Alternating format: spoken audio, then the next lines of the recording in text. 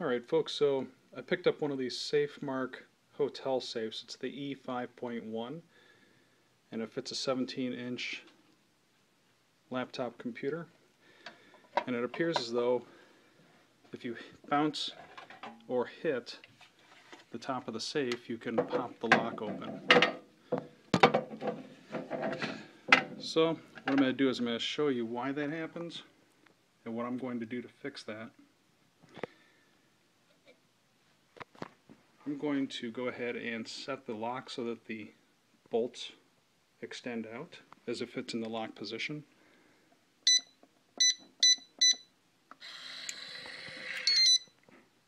Okay, it is now locked. When you hit hard enough on the top of the safe, you're actually bouncing the door. And this is the keyed lock. If you go to the other side of the safe, that nameplate can be removed to expose a mechanical key lock. And it's by Medico. Very difficult to find. I've searched eBay and a few other sites. So if you don't have the keys, it's going to be tough to find a substitute. You might have to get a locksmith to make that for you. It's a 4-tumbler key. But what ends up happening is that there is a mechanical disconnect that goes along with this key that allows the bolt to open. And so when you turn the key, it breaks the lock and you can open it manually.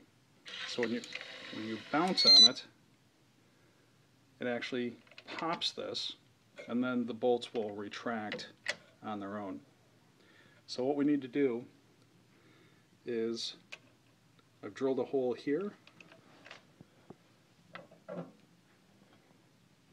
and a hole, I don't know if you can see that, right there. And I'm going to string a small spring and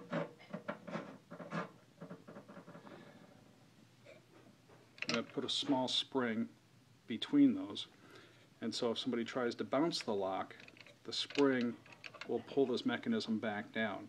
Now the spring will be able to flex with the lock. I'm just going to try and tear into this bag. I should have gotten the spring out ahead of time.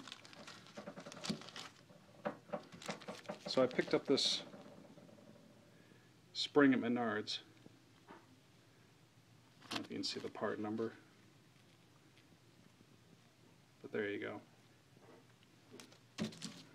It's a very lightweight spring.